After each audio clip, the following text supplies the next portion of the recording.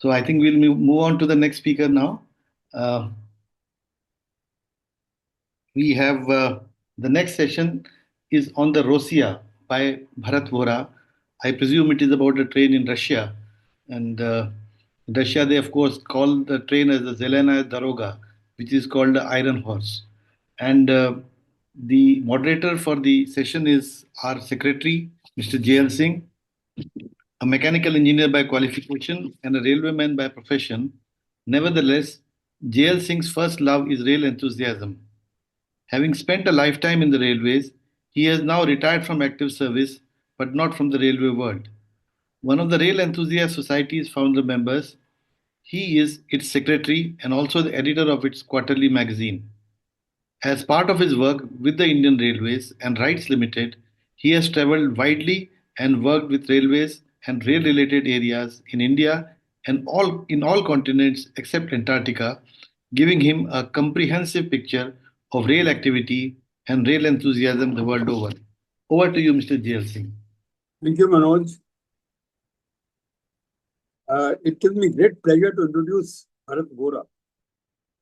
He is the son of a very close and good friend of mine, of course, who unfortunately is no more, the late Rohit Vohra. Not only were we together in college, we also joined the railways and we were together on Western Railway. So we kept meeting one another. And in fact, when Bharat Vohra's sister was being born, I was staying in Rohit Vohra's house.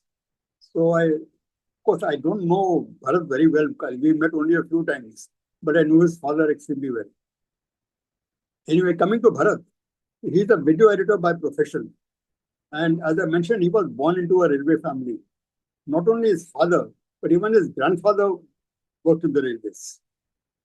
The result was that at an early age, Bharat often accompanied his father in the latter's inspection carriage, beginning his tryst with trains and all things railways.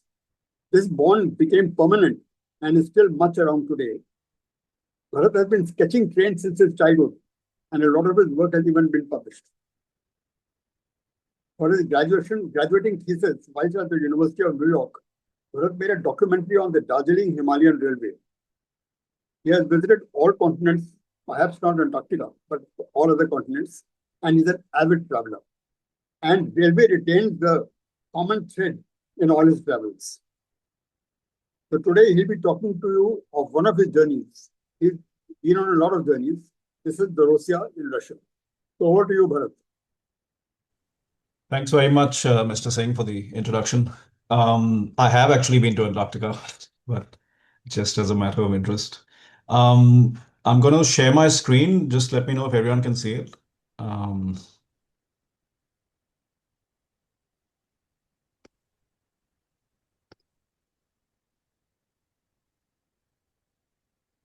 Can my screen be seen by everyone?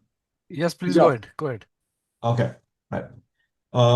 So I'm going to be talking to you today about and I should say, excuse me if I keep turning away because my notes on I'll cross-reference my notes on my laptop, so I'll look from time to time. I'm going to be talking today on my journey in May of 2014 on board the Rossiya, a trip that I undertook with my good friend and fellow rail enthusiast Saqib between Moscow and Vladivostok.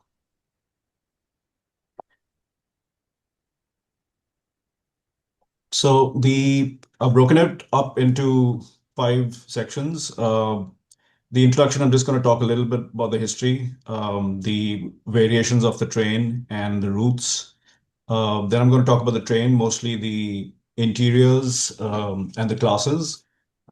The journey is going to be the bulk of this presentation, which is going to be all visual, as you can imagine. Life on board, as the topic suggests, is going to be what it was like to spend 6 nights, 7 days on a single train. And finally, for all the rail nerds amongst us who've tuned in, some bonus material. So without further ado, let's get right into it. So the Trans-Siberian Railway, which is historically known as the Great Siberian Route or even the Trans-Sib, began running a through service from Moscow to Vladivostok in 1916.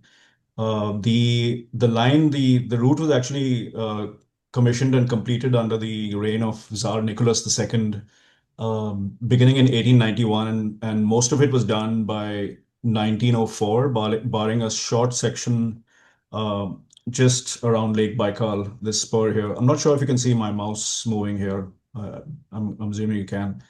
Um, and that took another 12 years to complete. And before that, all carriages and rolling stock was transported across Lake Baikal on ferry and then over sleds. So 1916, the through service started. The Rossiya itself, which is the only named train on this route, there's more than one train on this route, uh, began began running only in 1966. That's as far as the Rossiya goes back to the name of the name train Rossiya. Train 1 and 2, as it's known within RZD, which is the Russian State Railways. Um, there have been quite a few changes since we went. Our trip was 2014. In 2020, the Rossiya is no longer the fastest train on the route, but it is a daily train now. It wasn't daily when we went. And the alternate train was the slower one back then. Now it's the faster one, but that's tri-weekly. It just has numbers. It has no names.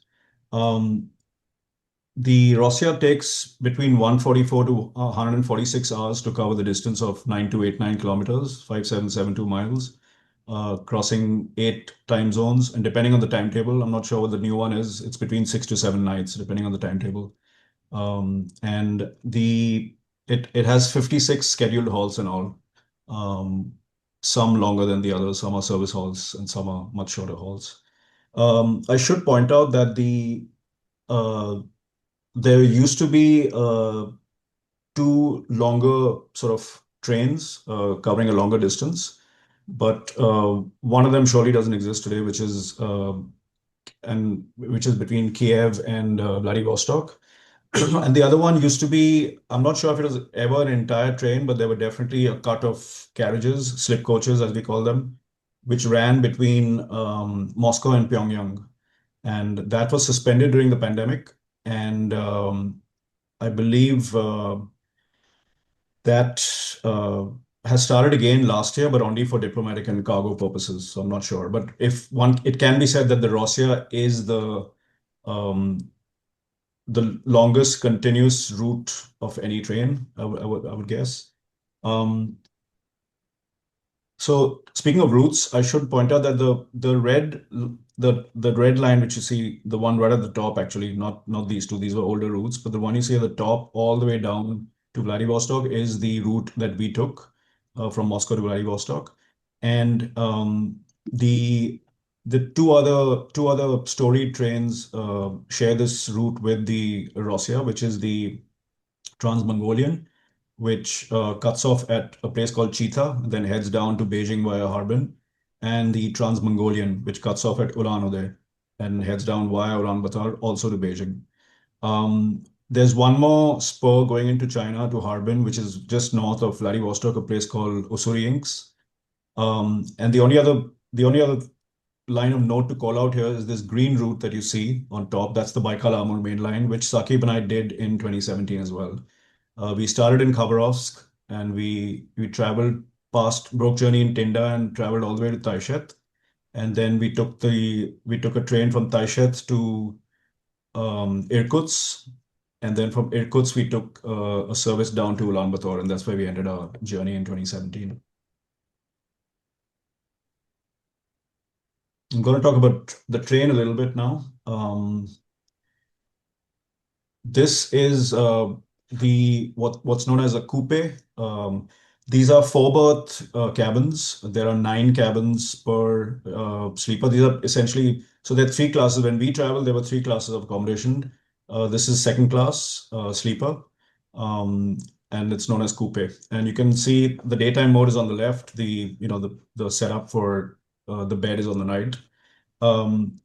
Plenty of cubby holes and places to put your stuff away, and the very secure luggage storage as well, which is right beneath the berth. You lift up the berth and there's luggage storage. You put your bags in there and you drop your berth down. So that's the way it works. The newer cars have come in since 2020 and received a big upgrade. So these were technically the older cars, but they were very, very comfortable. They rode really well. And this is what a corridor, typical corridor of a coupe looks like. One end is the toilets, which you can see on the right, which were well stocked and exceptionally clean throughout the journey, regularly cleaned.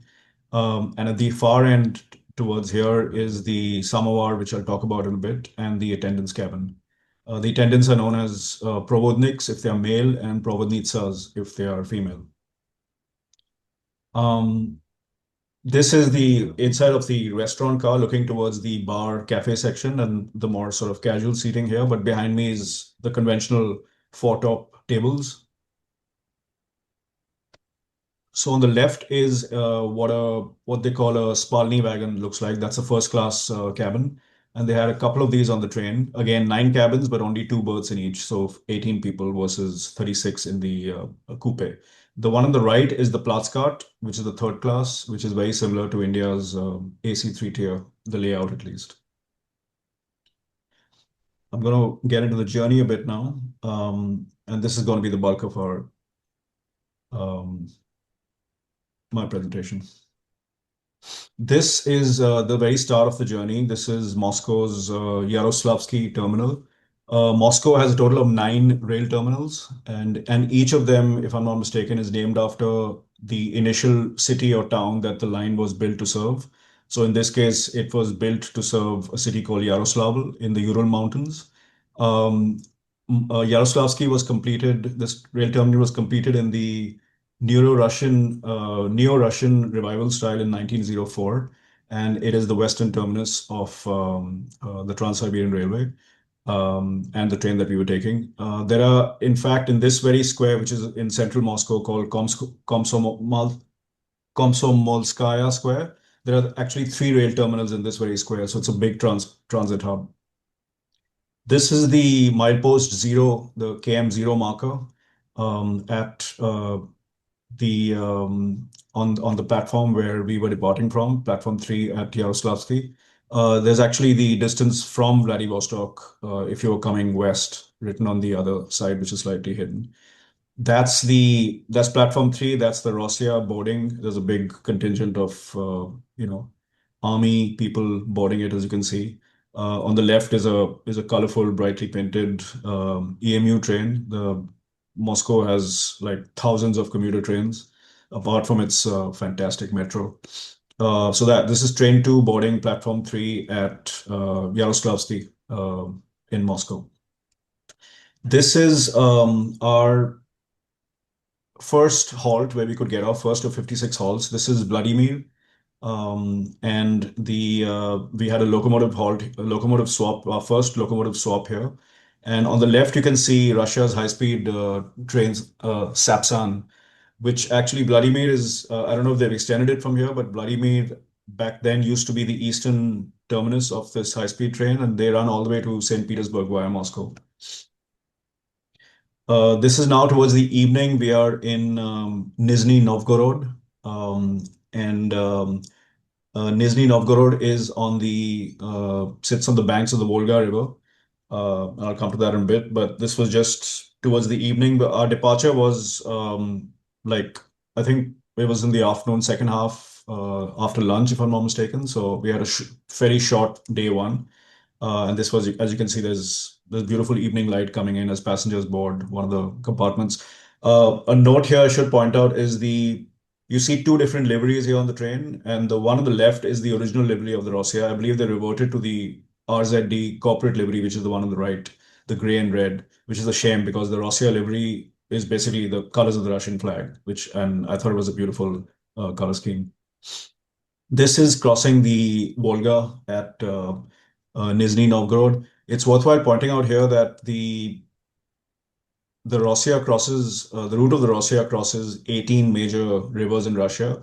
And Russia itself is home to 6 of the 20 longest rivers in the world. And the Rossiya crosses 5 of them on this journey.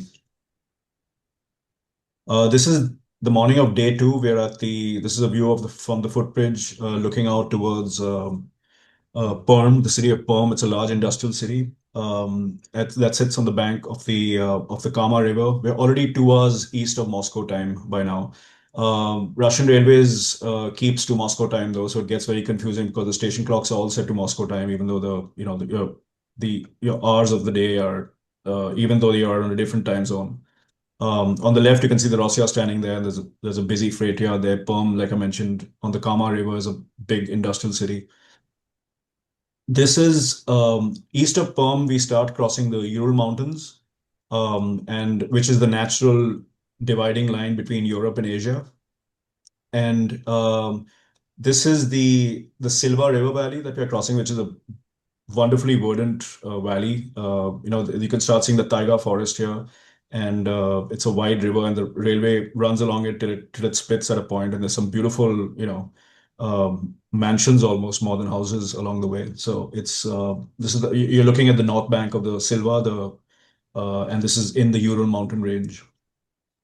This is a typical hamlet, with as you can see, the everything is even we haven't even reached Siberia yet, and it's already looking pretty remote, and the roads are pretty dusty, and very very rural feel to it. This is the administrative block, as I like to call it, of Yekaterinburg station. Vauxhall is the name for a station, so Yekaterinburg, Vauxhall. Yekaterinburg is the fourth most populous city in Russia, but it's considered Russia's third cultural capital after Moscow and St. Petersburg. This is essentially what a lot of day one and day two's landscape looked like. It was just barring the Ural Mountains on day two. It's just a lot of taiga forest. Taiga is a type of boreal forest, which is the most common. I think it covers 30% of our planet, but it's almost synonymous with the countryside in Russia and Siberia. Um, this is basically between Yekaterinburg and Tyumen, and just shy of Tyumen, we would officially enter Siberia. This is now the morning of day three. We are in the city of Omsk in Siberia. This is the first time we've actually gotten off in Siberia. Actually, that's not true. Tyumen was the stop at night on day two. So this is day three now. Omsk, we had gotten off in Tyumen as well. Saqib and I would get off at every single one of the stops. The two little kiosks you see here are multiples of them, actually. There are 5 on this platform. I'll talk more about it in the life on board section of this presentation, but that's just staple on all platforms in Russia, serving food and beverages and all of that. Omsk is located on the Irtysh River, and it is the third largest city in Siberia, and it's a massive industrial and petrochemical center. Most of Siberia's oil and natural gas reserves are in the western part of Siberia. This is now the station stop at Barabinsk. We had a locomotive change here, and it was a major service halt. A lot of these food vendors are selling smoked fish or omul, which is very common. It was in Siberia where it became really prevalent every stop pretty much. And if you're not used to the smell of it, it can really inundate a carriage, so to speak. This is a view from the footbridge of the Rossiya being serviced at Barabinsk. Apart from a locomotive change, this truck would come and sort of suck out the septic tanks in each carriage, and this process was repeated at multiple service halls throughout. So it was a very well looked after train, as you can imagine. It's obviously gets a lot of priority as well. This is what a typical wayside station would look like, and those are crew quarters or staff quarters for the people who live there in this completely remote area. But in typical Siberian style architecture, the cottages and the chimneys and the sloping roofs and the neat fencing alongside. And this is May, so there's still a hint of spring there in Siberia, as you can see. This is just outside Novosibirsk, and this is the Russian system has preserved a lot of its old infrastructure. Whether or not they're in use, I can't say, but this is an old water tower. with a beautiful stone base. It's a wooden water tower, and they're preserved throughout the system. This is Novosibirsk station. Novosibirsk is I believe, the third largest city in Russia by population. It's the largest city and the de facto capital of Siberia. And on the left, you can see a parcel train which travels the entire Moscow-Vladivostok route, doesn't carry any passengers, just parcels being loaded there. This was headed west when we crossed it. And one thing to note here is um, if you look up Novosibirsk, actually the station is beautiful. You can't see the business-facing end of it, unfortunately. But one thing to note here is the covered stairway and the footbridge, which is to protect you against inclement weather, especially in the winter.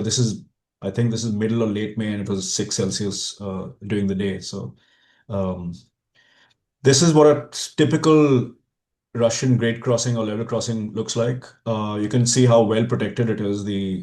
Just those extra barriers that they have there. So there's no way a vehicle can literally foul the main line.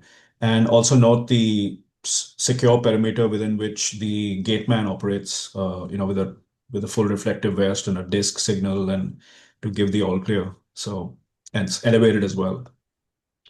So there's actually there's a lot of taiga, and it almost gets monotonous after a while. But there's actually a town called Taiga east of Novosibirsk, and this is the landscape just east of Novosibirsk, which was a really pleasant taiga scene with some undulations in the landform here. This is the very attractive station building of Mariinsk. And this is a lovely stone construction. We were putting into the island platform here. That's the Rossiya on the right. Another locomotive change happening here. Locomotive up ahead, as you can see. Those same kiosks I spoke about. That's Olga Provodnitsa, or carriage attendant, standing watching the proceedings. And that's Saqib with his back and his camera slung over his shoulder, storing the platform. This is a view looking west from the footbridge at Mariinsk. You can see there's what looks to be an old steam locomotive depot at the back and another beautiful watering tower, two of them, in fact. Um, and that's the Rossiya standing here on this track. This is now the morning of day 4. We are in Taishet. Now, Taishet is the westernmost junction with the Baikal Amur main line. And Saqib and I would return here, in fact, break journey here 3 years later at this very station. We'd come in from the Baikal Amur main line, spend the day here in Taishet. We got their equivalent of a retiring room, which was fantastic. And then we got an evening overnight train to Irkutsk. That's an EMU that's just pulled in on a regional service in Taishet. This is east of Taishet. This is taiga country still, but in the backdrop now we have the Sayan Mountains, which is a massive mountain range there.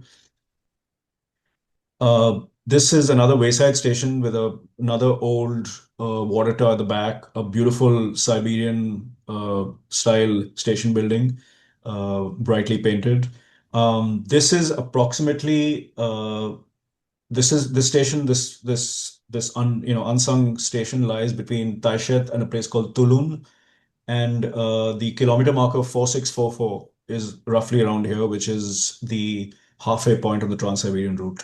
So this is day 4. Keep in mind. That's a maintenance worker standing by his trusted old motorcycle and a Lada SUV. For those of you who follow Russian automobile manufacturers, Lada is a big name there. And he's standing by a garage and crew quarters on the way. It's extremely isolated and desolate, this part of the country, Siberia, as you can imagine. And these railway men and women keep the railway running throughout the year. And you'll see a lot of maintenance related photographs ahead. This is a huge graveyard in the middle of nowhere, literally. It may well be a cemetery for railway workers, I'm not sure. The interesting thing here is the fencing that surrounds each individual headstone. This is the town of Tulun, which is considered the Siberia's timber capital. And lumber, as you can imagine, this is just a huge lumber stockyard.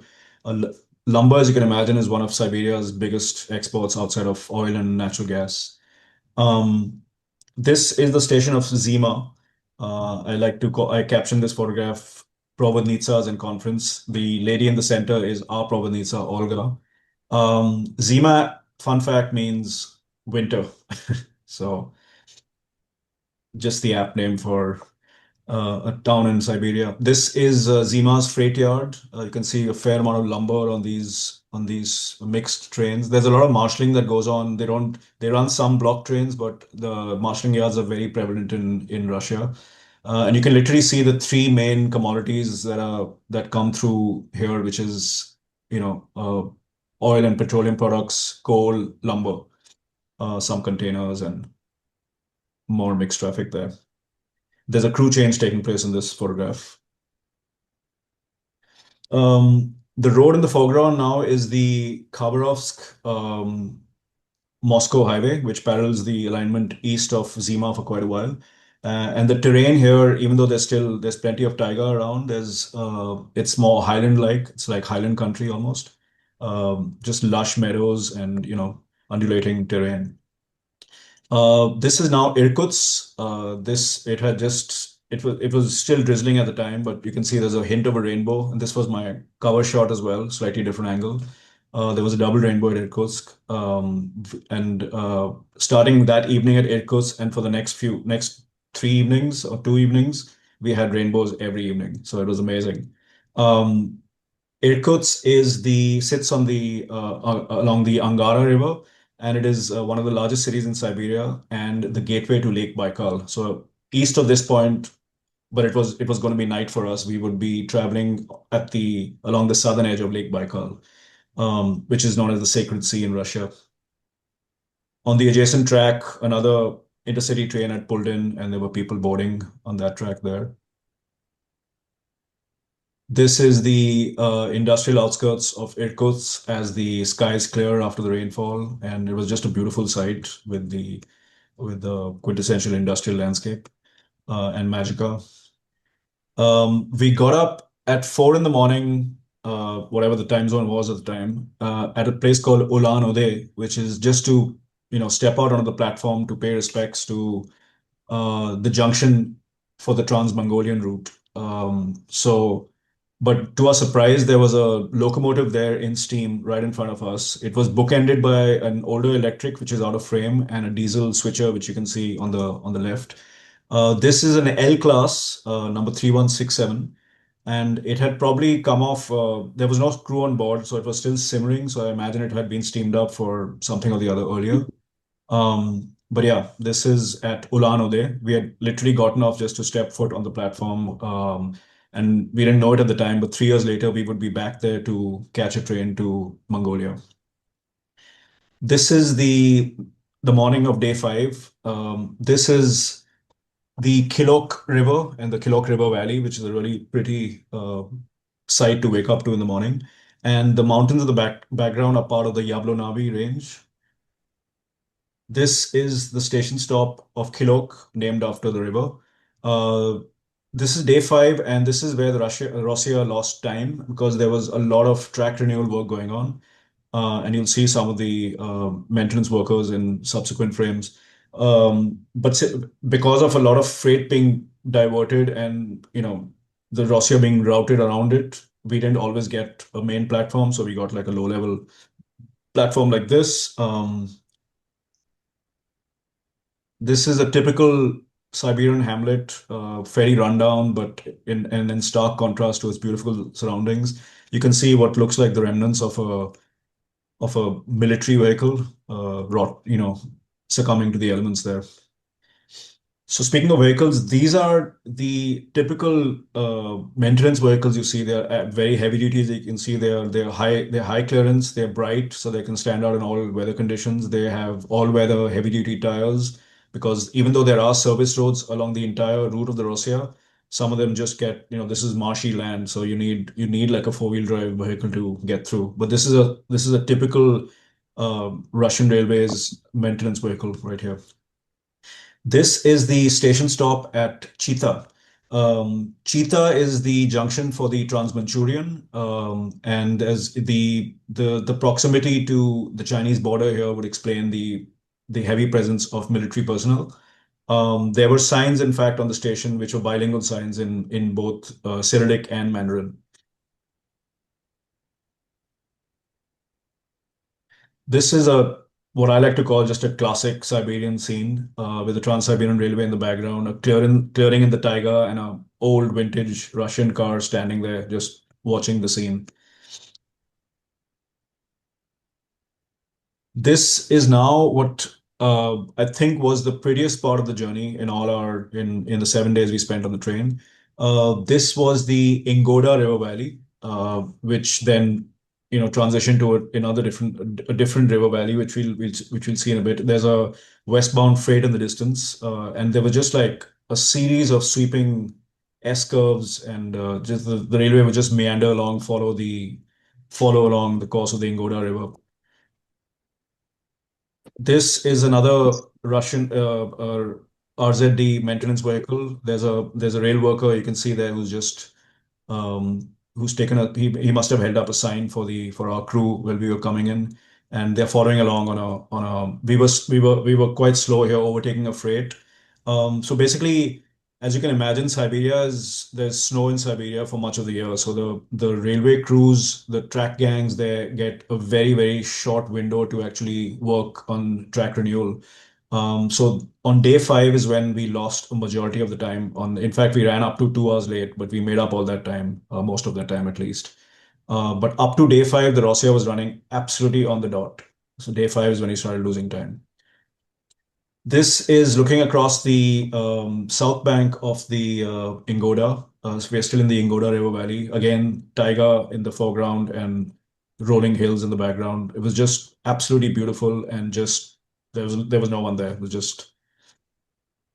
This is further along. You can still see the river on the right, and there's a passenger train coming out through one of the shallow cuttings, and just beautiful rolling countryside, lush green. So the Ingoda transitions into the Shilka River, and the Shilka River Valley. Shilka River is formed by the confluence of the Onon and the Ingoda. So two rivers come together to form the Shilka here, and this is the lush Shilka River Valley. This is another typical Siberian hamlet. That's quintessential Siberian wood frame architecture with those gaily painted window shutters, which is the only spot of color in what is often a very bleak landscape. This is getting close to Magic Hour, and the valley just absolutely popping in this late evening light. We are still in the Shilka River Valley. This is Magic Hour over the Shilka Valley. This is now day 6. We are in a town called Yerofai Pavlovich, and which has some rather offbeat architecture, as I'd like to call it. I believe these are representatives of dragons which form the sort of almost like a fortification for the station. I should point out here that we are now officially out of Siberia. We are in the Amurskaya region of Russia, which is the Russian Far East, basically. This is a wayside station.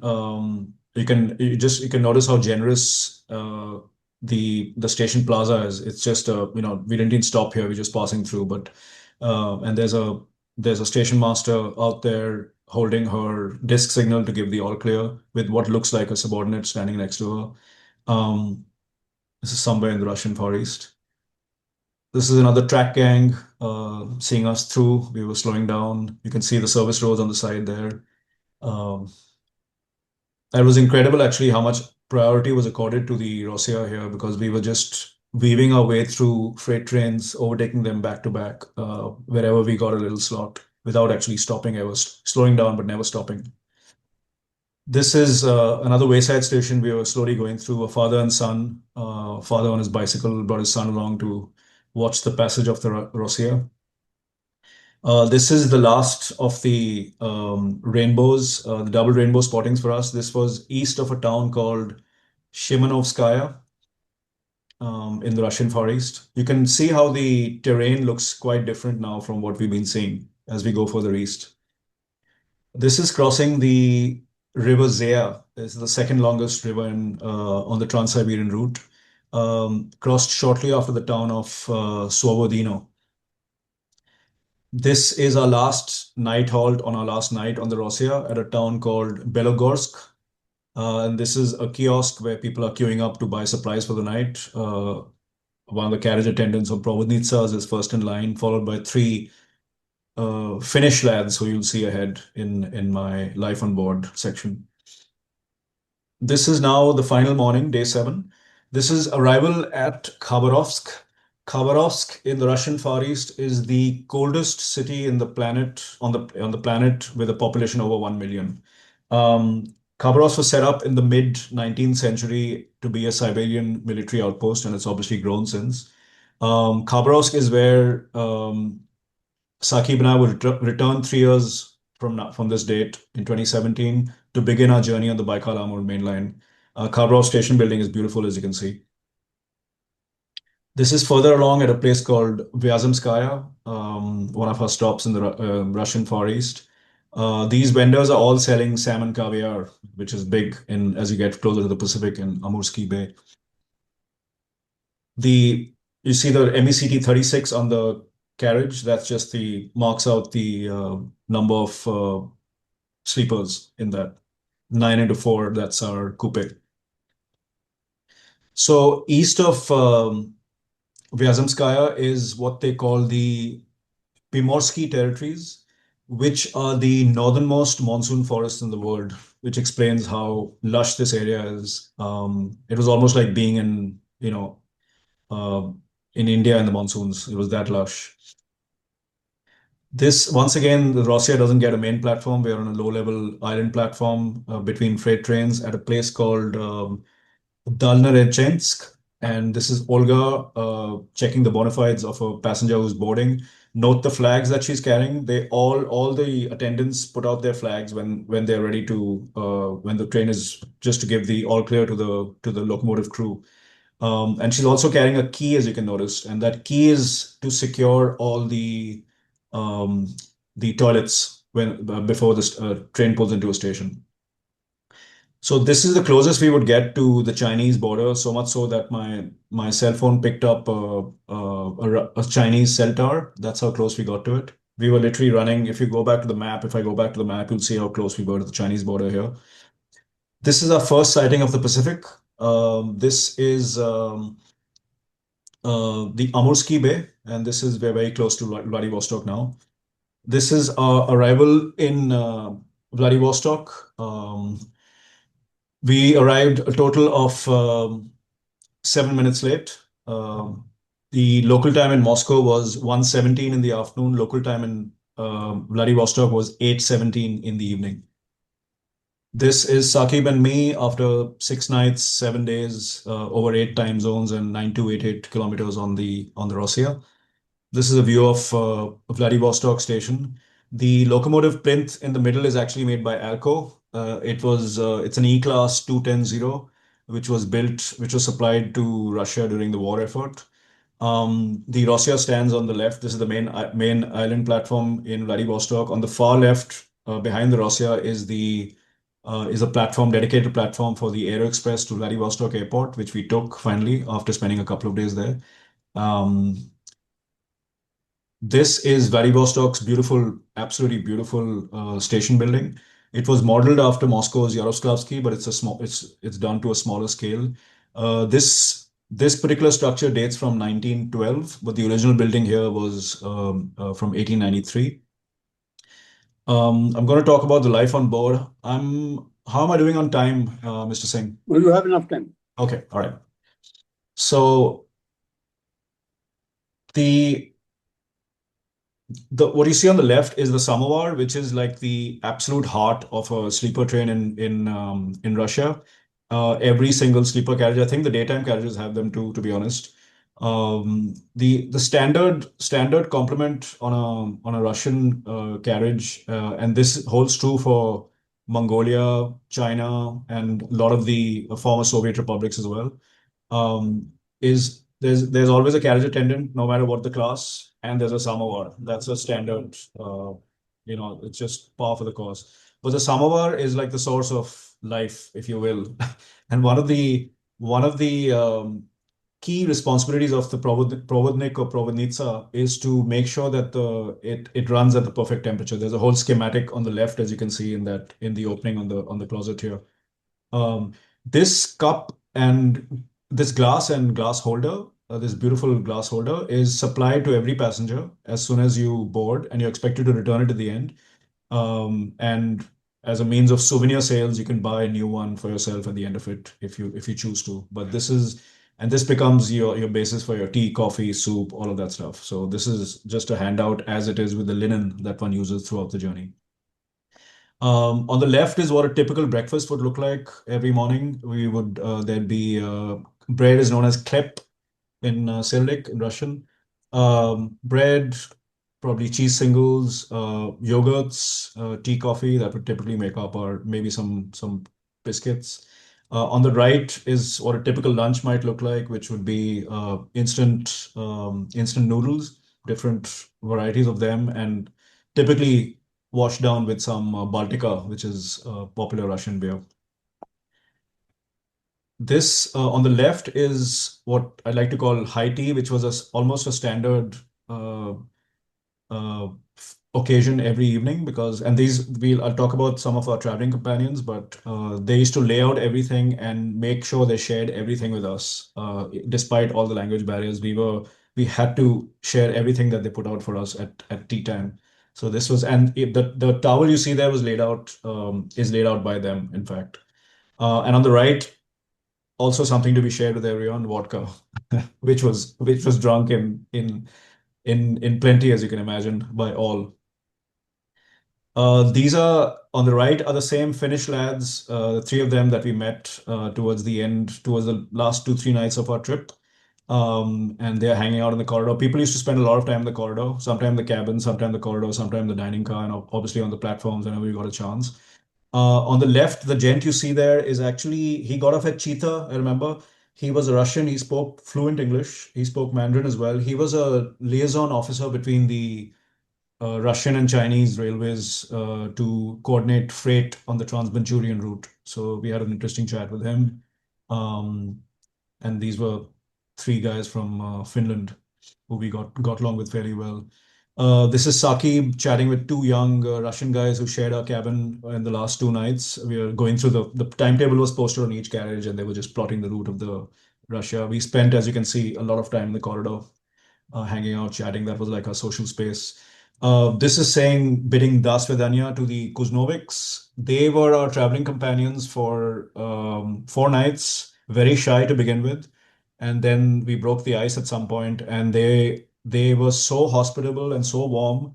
It was incredible. They insisted on sharing everything with us. And, despite the language barrier, they didn't speak a word of English. But Saqib, to his credit, is very, very sociable and affable, and he had a little Russian English phrase book, and that's how we got our conversations going with them. And we had a great 4 nights with them. This is a tribute to Olga, our provodnitsa, who was started off being very grumpy, but I think she warmed up to us eventually. This is her cleaning the corridor. She'd come through every day with her cleaning kit, and she kept the carriage in absolutely tip-top shape. So yeah. A few rail extras now for all of us rail fans. I'll start with some of the locomotive changes. We had 3 different types of locomotives, many more changes than just 3. That is due to the fact that the Russian system is energized at 3 kV DC and 25 kV AC, and it's not all contiguous, so it like keeps falling off between 1 and 2. I don't know if it's changed since, but in 2014 this was the case. This was our first loco swap at Vladimir, and this is a class CHS 40. These were Skoda built locomotives from the Czech Republic, dating from between 63 to 72, and the Russian system has 200 such units on their roster at the time. They might well have been phased out by now. These are 25 kV AC locos, rated at 6,600 horsepower and fit for 160-kilometer operation. This is, at the time, was the most modern amongst Russia's DC electrics. And these are class EP2K, and these were the first to be passenger DC electrics to be produced in Russia. Everything before this, amongst the DC electrics, had come from Czechoslovakia. And at the time, there were already 500 in service, and most of them built by Transmash Holding, which I believe is one of the companies responsible for building Vande Bharat in India. I'm not sure. These are also rated at close to 6,000 horsepower, again, fit for 160 kph operation. This is class EP1. These were the first Bo passenger electrics designed in Russia. These are mostly to be seen only in the Russian Far East. Their top speed is 140 kmh, but they turn out an impressive 6,000 horsepower. And these are intended to replace the fleet of CHS-4s, but right now only to be found in the Russian Far East.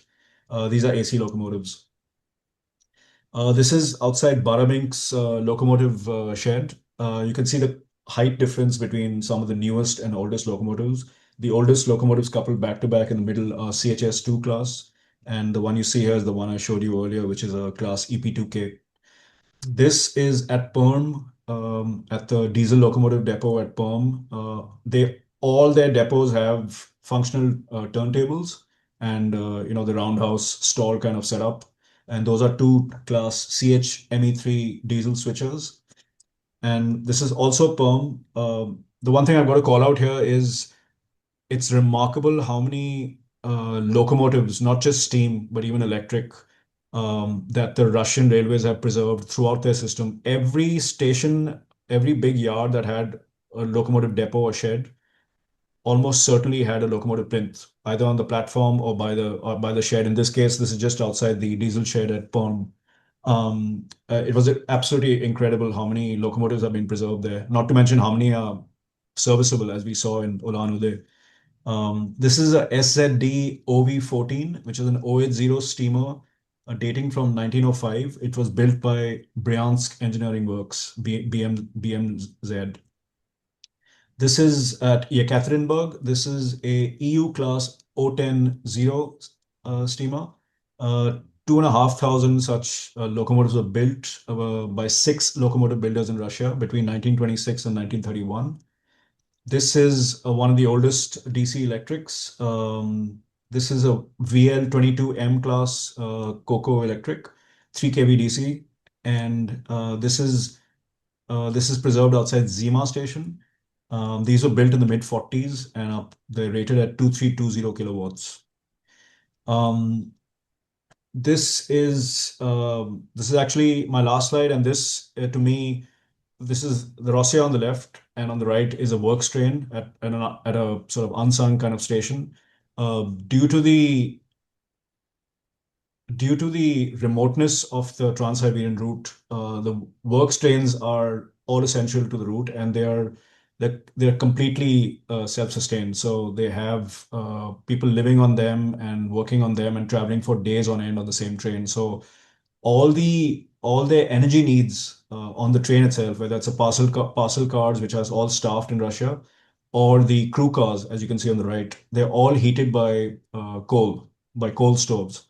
So the result is that you step off your train, and if a works train happens to be standing next to you, you get this instant rush of nostalgia because you think you're close to a steam locomotive because it's letting out steam and the aroma of coal being burnt and all of that. So this is the last one to leave you with. Thank you very much for your time and attention. Thank you very much, Bharat. I think the best way to sum up your talk is through what one of the comments. It says, Russia in color through the lens of a Rossiya traveler. I think that's exactly what your presentation has been. It has given us an extremely good idea of what Russia is like when you go from one end to the other. I only have one question. When you cross the Ural Mountains and go from Europe to Asia, is there a distinct change, or is the change gradual from Europe to Asia? The change is very gradual, and in fact, it's funny you brought that up because the only distinct thing is a big white plaque marker, which we completely missed. We were looking at the wrong side, but there is apparently a big marker that points out, you're crossing from Europe into Asia. But it's a very gradual change because you're still in the mountain range, and it just tapers off, and it doesn't get particularly high. It's only about 1,500 feet there, the highest that we get on the Rossiya through the Urals. So. Okay, there are a number of comments and some questions. Sure. Atulya Sinha writes, I was always curious to know about the Trans-Siberian, and I think Bharat is doing an excellent job of satisfying my curiosity. Then Thank you. Geert Marion writes, thank you, Yeah. Bharat, nice pics. Thanks, Keith. Apur Bahadur asks, do the carriage service staff travel the journey end to end, or do they change? They travel the journey end to end. You have one provodnik or provodnitsa assigned end to end. So you have one person traveling 6-7 days. Yep, 7 days. They get. So we chatted with them. And basically they get one night's rest in Vladivostok, then they start again. So that's their schedule. Okay, then Mr. Ramaswamy, he asked, what was the average halt time in stations en route, where there is no locomotive change? Seems enough time to run up to the footbridge and take photographs. The only photographs I took from the footbridge was where there was a longer halt. We would normally check we would just show our watch to the Provodnitsa and ask her to like tell us when to be back because they normally lock the doors shut 5 minutes before departure. So the average halt time, if it was not locomotive change, was less than 5 minutes. So sometimes you wouldn't be allowed off at all. But there were plenty of service halls and bigger stations and bigger towns which necessitated 15 to 20-minute halts. The longest halt we ever had was 25 minutes. So how much halt for a normal locomotive change? They did changes within 20 minutes. It was always done less than 20 minutes. They had swapped out their locomotives. Apur Bahadur asks, can you have a bath during the journey? Very good question, Apurva. Yes, I did manage to have a bath. So the newer carriages, apparently all the sleeper cars, maybe not Platz cart, which is their third class, but the coupe class, which we traveled on, which is technically second class sleeper, they've added shower cubicles on each of them. But when I was traveling, the only way you could do it is to there was one carriage on the train, which was the attendant's shower cabin. So if you paid them 50 rubles and you said douche, which is the thing for shower, they'll give you a towel and you go in there and you can do your thing. And it's a perfectly good shower cabin. That's what I did. Every 2 days I was having a shower there. So yeah, it was a well spent 50 rubles each time. Yeah, Ashish Kuelkar asks, are the platforms at all stations so low? A lot of them are. I would say a majority. I don't know if it's changed since, but a lot of them are low level platforms. Yeah. Of course, to this, Viraf Mullah has replied, mostly platforms all over Europe are low. And I replied to that even in the USA. In fact, India seems to be the only country I've seen where all platforms are high. Yeah, I think in the Far East as well, the platforms are pretty high. But yeah, this were mostly low platforms.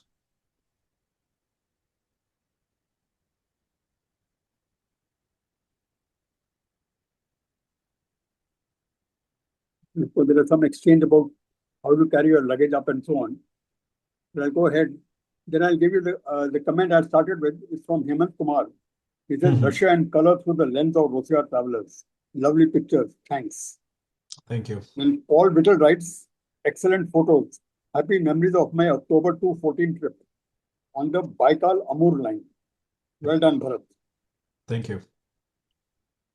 And Manoj Pandey says, interesting to note that none of the kiosks at the station have any advertising on them, barring on one which had a Coca-Cola. That's a good point. They do. I think they do have some advertising, but there's not. It's not in your face. It's not at all. It doesn't take away from the charm of the station. It's just a kiosk that just sells pretty much the same products as another kiosk would sell, and the kiosks are very well stocked. Then Viraf Mullah writes, nice picture, Bharat. I was expecting pics of Lake Baikal. Thank you, Viraf. We passed Lake Baikal at night, so we couldn't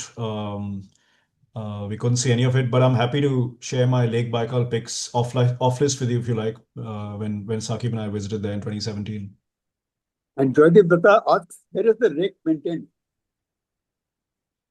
So the Joydeep, I would imagine it's maintained at both ends. I don't know for sure, but I'm pretty certain it gets a full full check because exactly the same rake goes back to, they don't have a separate rake waiting in Vladivostok. The same rake will return back to Moscow. So it's maintained at both ends. I would imagine Moscow is their primary maintenance center, and they do a thorough check at the Vladivostok end. But throughout, wherever there's service halls, they're all going through, and you can hear them hitting the various hot boxes to check everything. They're very, very thorough. There's nothing slipshod about their railway setup. And Joydeep is also asking, is the gauge 5 feet 3 inches? They're Russian gauge, so 5 feet. I forget what the Russian gauge is. I think it's 5 feet 2.5 or 5 feet 3, something like that. I think that's what it is. It is not the European standard gauge. No, it's not. It's 5 feet 1520 mm. So that would be whatever that works out to. Russian gauge. It's definitely not the standard gauge. It's over 5 feet. I think it's 5 feet 2 around. Yeah. 5 feet 3. 5 feet 3. Yeah. Okay, Ashish Kovelkar is asking, how long distance would the brake pressure certificate last? I don't know. I don't know if I can answer that question. No, I'm also wondering, because we give a certificate for much shorter distances. Right. 7 days. I wonder in India it won't last that long.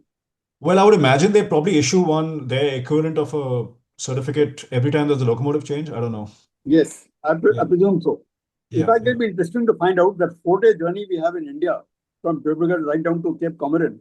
Right. Do we issue one certificate or do we issue certificates in between? I don't know. I'll try and find that out.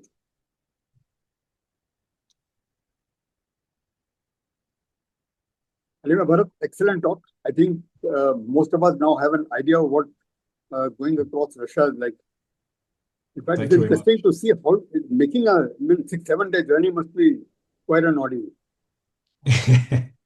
It was actually a lot of fun. Not to a rail enthusiast. People who are not rail enthusiasts. Yeah, but yeah, people do it. You see, the interesting thing for me, the real takeaway for me was that Russia's the entire country, because it's so big, is just set up for long distance travel. They're just seasoned long distance travelers, the way they set it up. For instance, when that couple, the Kuznikovs, who we had that picture together with, the group picture with, when they boarded the train, it's pretty standard. She was the only lady. There was another lady who shared the cabin with us earlier, but it's quite standard for the men to exit as soon as a lady enters, so she can change into more comfortable wear, like a night suit or whatever, for the rest of the journey. That's the first thing they do. They just get comfortable in their pajamas or night suits or whatever, and then once they settle in, and they're very happy on the top berths. There's television. There were television sets as well on the top berths. I guess entertainment for them. They never had the volume loud. They would turn it off, once we turn the lights off, and they're quite happy up on the top berth. When they come down, they would typically end up then the expectation is that the people who have the lower berths and the windows, they vacate that part for them, basically. So the people who've come down to the top berths will eat on that table first, and then people who are on the lower berths or whatever. You accommodate each other, and they're actually really good seasoned long distance travelers. So yeah, Mr. it was Dwivedi writes, he tells you the Russian gate is 1520 millimeters. 1520, 5 feet 3. And he also says very captivating presentation. I could see Thank you. connects of what I saw at the St. Petersburg Museum this year. Thank you. Anyway, thanks a lot, Bharat. I think it's a very good ending to a good day. Also, I thank all the people who participated and hope to see you all again tomorrow. We will start at 12 India tomorrow. And there are Spasiba, Bharat. more lectures. I forget what they say for welcome, but yeah, thank you. Thank you very much. Пожалуйста. They say пожалуйста. Пожалуйста, exactly. Я знаю русский язык. Yeah, exactly. Okay. Okay, Manoj, I request you to close the day. Okay. So we can call this day Around the World in 6 sessions. So we've traveled all over the place: Alaska, Russia, Australia, South Africa, India, Japan, everywhere. So it has truly been a time well spent.